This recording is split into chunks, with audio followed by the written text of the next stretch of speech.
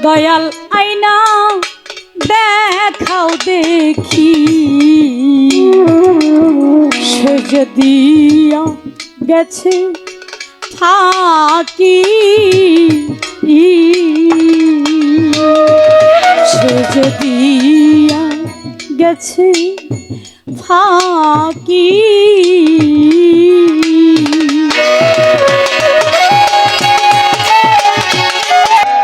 আমার দয়াল আইনা দেখাও দেখি, সে যে দিয়া গেছে ফাঁকি। একবারে ছোট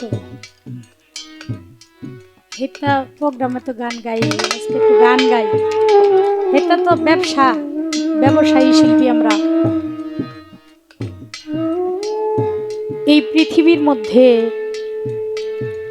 যারা দয়ালের হাতে হাত দিয়েছেন, তাদের মা বাবা, ভাই বোন, আত্মীয় স্বজন, বন্ধু বান্ধব, স্ত্রী পুত্র সবার চাইতে কিন্তু যার যার মুর্শিদ আপন। কারণ আমার নবীজি গাদির খুমের মধ্যে বলেছিলেন স্টেজে, তোমরা আমাকে মানো, কিসের মতো মানো? সাহাবীরা বলছিল যে হে রাসূল, আমরা আপনাকে আমাদের জানমালের চাইতে, আমাদের স্ত্রী পুত্রের চাইতেও বেশি ভালোবাসি, মানে আমরা সবকিছু ত্যাগ করতে পারবো আপনার জন্য।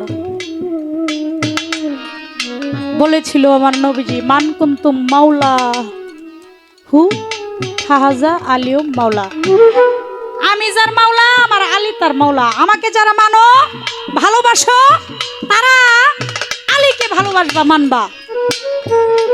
তাহলে আমাদের জানমালের চাইতে বেশি আমার রাসূল, আমার মুর্শিদ না? সেই মুর্শিদের ছায়া ছোট ছোট ছোট যদি কোনো ভক্তের ভক্ত কিন্তু ভালো মন্দ আছে, আসল নকল আছে, ভালো মন্দ। কিছু ভক্ত আছে পীরের এটা অনেক দেয়, ওই ব্যবসা বাণিজ্য বাড়ানোর লেগা অনেক ভক্ত আছে। যে সত্যিকারের ভালোবাসে তার মুর্শিদকে, ওই মুর্শিদের মাথার উপর থেকে যদি দয়াল নামের ছায়া চলে যায়, তার মতো ভিখারি, তার মতো অসহায়, তার মতো দরিদ্র, তার মতো নাদান এই পৃথিবীতে আর কেউ হয় না।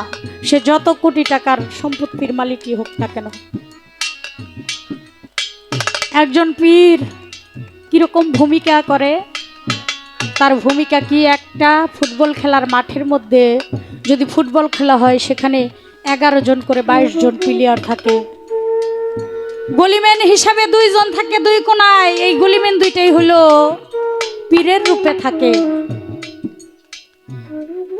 আর বলটা থাকে ভক্ত রূপে। 11 জন প্লেয়ার লাথি মারতে মারতে মাঠের ওই কোনায় নিয়ে যায়, আবার ওই কোনার থেকে 11 জন প্লেয়ার লাথি মারতে মারতে এই কোনায় নিয়ে যায়। যখন প্লেয়ার বলটার মধ্যে লাথি মারে, বলটা যখন গোল হইতে যায়, পীর নামের গলিম্যান ওই বলটাকে ঝাঁপ দিয়ে যায়, ধরে আটকায়, যাতে সররিপুর মতো ওই প্লেয়াররা যাতে গোল দিয়ে দিতে না পারে, ভক্ত যাতে বেপথে না চলে যায়, কুপথে না চলে যায়। যখন গলিম্যান বলটাকে ফিরায় বাবা, তখন আর ওই গলিম্যান কি পইরা তার কোনি ছুইলা যাব না, হাঁটু ছুইলা যাব না, সে স্ট্রোক করব না, মারা যাইব না, আগুনে পড়বো না, পানিতে পড়বো, এই চিন্তা কিন্তু গলিম্যান করে না, বলটাকে আগে ধরার চেষ্টা করে। যদি কোনো ভক্ত, গুরু ভক্ত এখানে থাইকা থাকেন বাবা, আমার কথার ভেদ বুঝবেন। আমি হইলাম সেই অসহায় একজন ভক্ত, যে মুর্শিদ কি জিনিস বুঝি নাই। তখনই এই মুর্শিদ আমার মাথার উপর থেকে তার দয়ার হাত, তার রহমতের হাত টান দিয়া নিয়া চলে গেলেন। অনেক কিছু হারিয়েছি জীবনে, শুধু মা বাবা মারা গেলে, মা বাবা হারাইলেই হারানো হয় না রে। বন্ধুর মতো একজন বন্ধু যদি কেউ হারায়, তার মতো অসহায় ব্যক্তিও নাই। যদি রক্তের কোনো ভাই থাকে তাইলে সম্পদের ভাগী হয়, আর যদি তরিকার ভাই থাকে তাইলে নিদানকালের সাথে হয়। ওই তরিকার ভাই যদি কারো জীবন থেকে হারিয়ে যায়, একমাত্র সেই ভাই বুঝে, ভাই হারানো বুঝে কি জ্বালা। আঙ্গুল লম্বা নাইয়া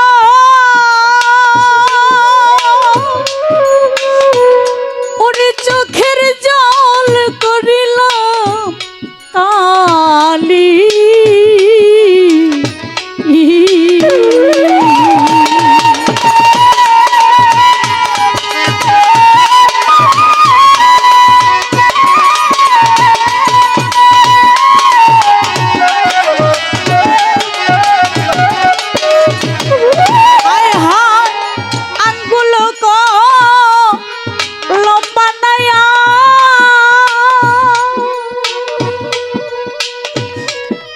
ধনু মেম্বার দাদারে ওরে চোখের জল করিলা কালি।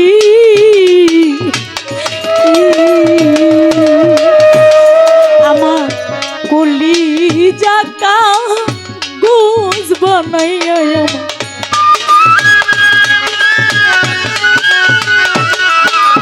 আমার কলিজা কাগজ বানাইয়া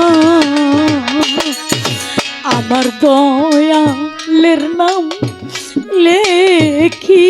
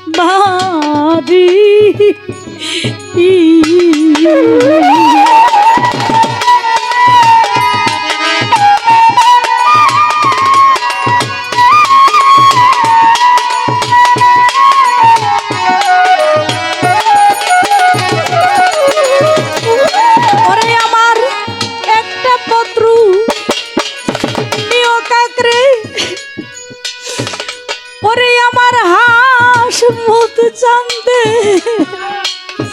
ওয়ারি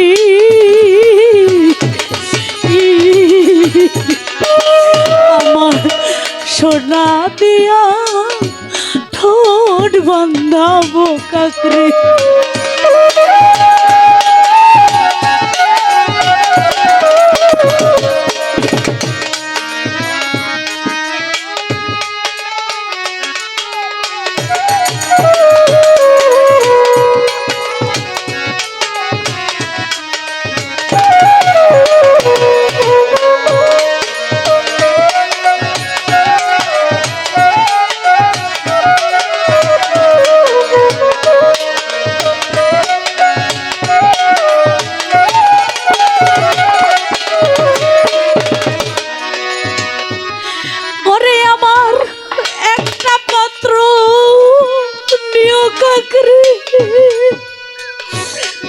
আরে আমার দয়ালের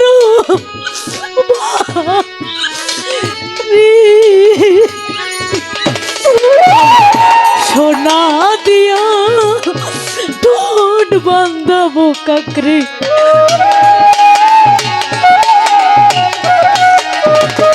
সোনা দিয়া ঠোঁট বান্ধাবো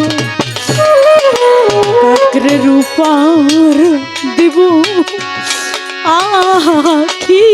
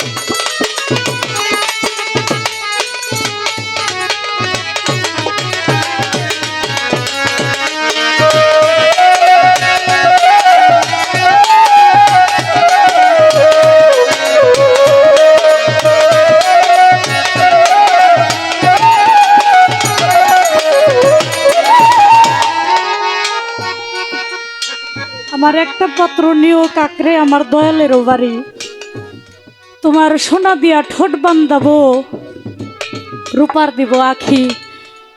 এই পৃথিবীতে কত মোবাইল, কত রকমের টাচ মোবাইল, বাটন মোবাইল আছে, কত রকমের যানবাহন আছে। দেখেন মানুষ একটা চোখের পলক লাগে না, বাহিরে থাকে, বাংলাদেশ থেকে দেখাও যায়, কথাও বলা যায়, কিন্তু দয়াল আমার এমন জায়গায় আছে রে, যে এখান থেকে মাত্র 2 গজ দূরে 3.5 হাত মাটির নিচে দয়ালকে শুয়ে রাখছি। এমন কোন যন্ত্র নাই যে আমার বাজান কেমন আছে, আমার দয়াল কেমন আছে। যারা তরিকার ভাইকে লুকায় রাখছে এই 3.5 হাত জায়গা মাটির নিচে, খবর নেওয়ার কোনো ভাও নাই যে আমার মা কেমন আছে, আমার বাবা কেমন আছে। তাই কবি এই কথা বলেছে, হায় হায় সর্বঙ্গ খায়ো কাকরে,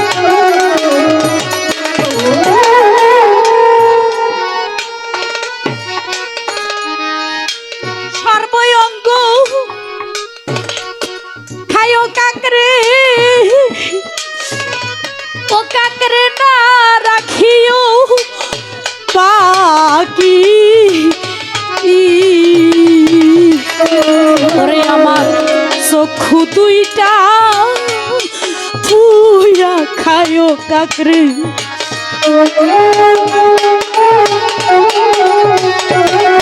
ওরে আমার চক্ষু দুইটা তুইয়া খায়ো, ওরে আমার দয়ালের রূপ দেখি আমার চক্ষু দুইটা থুইয়া খায়ো কাকরে, চক্ষু দুইটা থুইয়া খায়ো।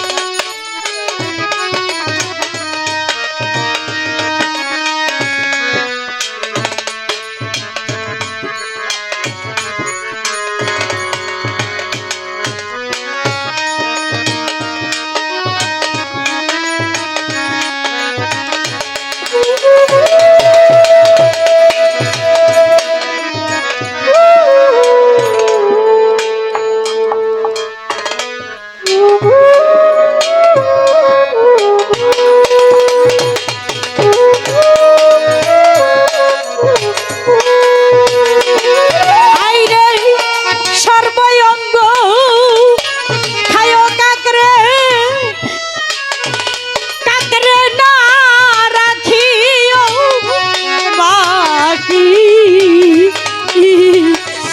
ওরে আমার চক্ষু দুইটা থুইয়া খায়ো কাকরে,